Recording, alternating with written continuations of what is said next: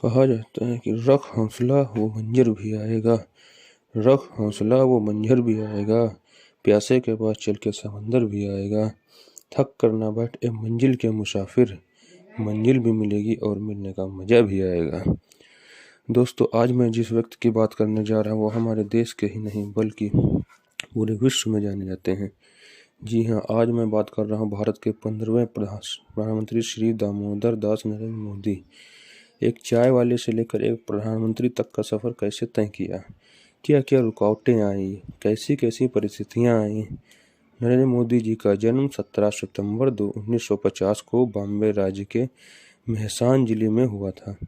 दोस्तों, बता दूं कि बॉम्बे राज्य एक भारत का राज्य था जिसे 1 मई सन 1960 को गुजरात और महाराष्ट्र बना दिया गया। तो अब मोदी जी का जन्म गुजरात राज्य के अंतर्गत आता है और नरेंद्र मोदी जी के पिता का नाम श्री दामोदर दास मूलचंद मोदी था और मां का नाम श्रीमती हीराबेन मोदी था। मोदी जी का परिवार बचपन में एक साधारण लोगों की तरह था और इनका परिवार एक कच्चे घर में रहता था। मोदी जी के पिता की कुल 6 संतानें थीं, जिसमें वह तीसरे नंबर पर आते थे। इनके पिताजी रेलवे स्टेशन पर एक चाय का स्टॉल लगाते थे। उस चाय के स्टॉल पर मोदी जी भी जाकर अपने पिता की सहायता किया करते थे, मगर मोदी जी के साथ चाय के साथ साथ पढ़ाई लिखाई का पूरा ध्यान रखते थे और अपनी दुकान का काम भी करते थे। मोदी जी ने अपनी पढ़ाई लिखाई बड़नगर से पूरी की। मोदी जी पढ़ाई के साथ साथ खेल कूद और भाषणों पर बहुत ध्यान देते थे। भले ही मोदी जी एक मिडिल क्लास से आते थे, लेकिन वह कभी पीछे नहीं हटे। एक बार नरेंद्र मोदी ने एक मगरमच्छ को अपने घर में ले आए जो उनके घर के बगल के तालाबों में था, लेकिन उस मगरमच्छ को वह अपने घर में न रख सके। फिर से उसी तालाब में छोड़ आए जहाँ से उसे लाए थे, क्योंकि उनकी माँ ने उसे घर में रखने से मना कर दिया था। मोदी जी के आइडियल रहे स्वामी विवेकानंद जी। स्वामी विवेकानंद की किताबों को मोदी बहुत अच्छी तरह से पढ़ा करते थे। मोदी जी को भारत का इतिहास पढ़ने का बहुत शौक था। बता सन 1962 की जब भारत और चाइना के बीच एक युद्ध छिड़ा, उसमें भारत को कड़ा मुकाबला किया।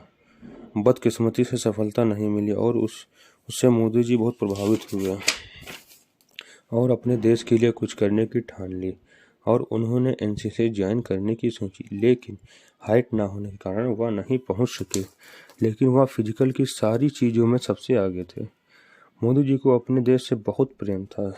जब वह 13 साल के थे तभी से वह देश प्रेमी हुआ करते थे। कहा जाता है कि 13 साल की उम्र में जब वह चाय बेचते थे तब वह आर्मी के जवानों से भरे ट्रेन के डब्बों में जा जाकर चाय सर्व किया करते थे।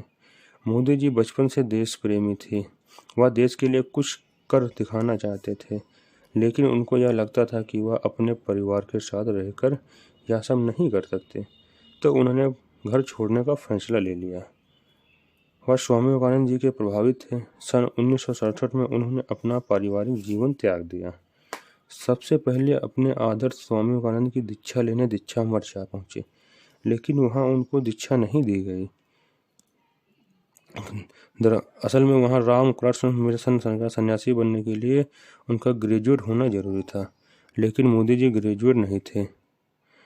उसके बाद घर वापस चले आते हैं, लेकिन उन्होंने ठान लिया था कि उनको कुछ करना है। फिर एक बार मोदी जी ने अपना पारिवारिक जीवन त्याग कर अहमदाबाद चले गए। वहाँ वे कुछ दिन अपने मामा की चाय की दुकान पर काम किया, जहाँ से उनका आरएसएस से हेडक्वार्टर में आना जाना लगा रहता था।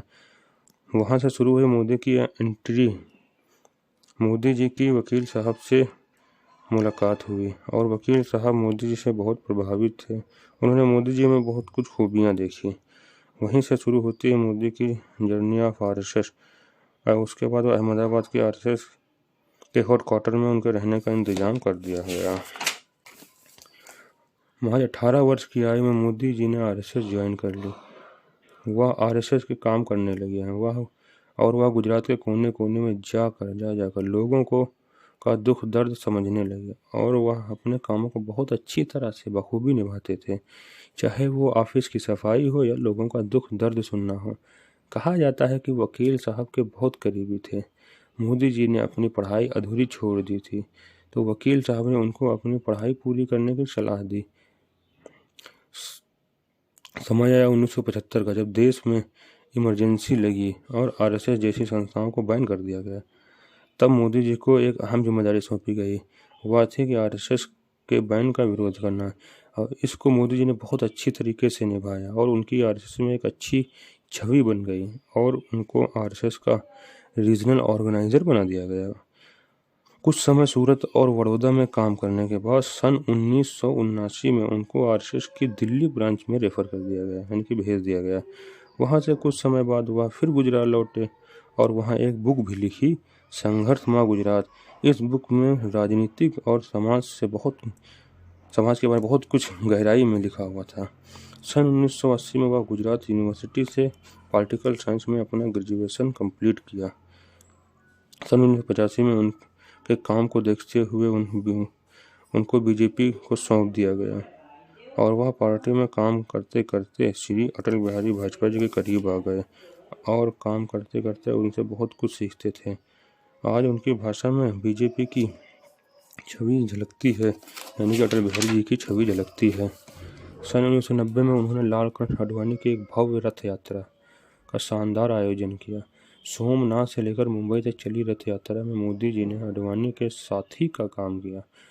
सन 1995 में गुजरात में भारतीय जनता पार्टी की बहुमत की सरकार बनी और 2001 में केशु भाई पटेल, जो उस समय तत्कालीन मुख्यमंत्री थे, उनकी तबीयत बिगड़ गई।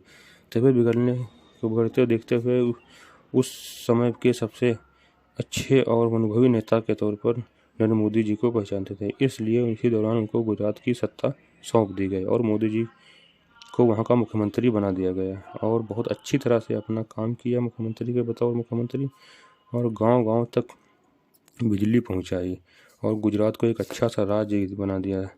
गुजरात का बहुत सा विकास किया। तब एक कांड होता है जिसका नाम होता है गोधरा कांड। गोधरा कांड में तमाम विपक्षी दलों ने नरेंद्र मोदी को जिम्मेदार ठहराया, लेकिन 2010 में कोर्ट का फैसला सुनाया कि मोदी के खिलाफ ऐसा कोई सबूत नहीं मिला जो उनको दोषी बताया जाए। मोदी जी को गुजरात की जनता ने 4 बार लगातार मुख्यमंत्री बनाया। वहाँ का गुजरात में मोदी की सफलता को देखकर बीजेपी के बड़े बड़े नेताओं ने फिर विचार किया और मोदी जी को प्रधानमंत्री पद का उम्मीदवार बनाने की घोषणा कर दी।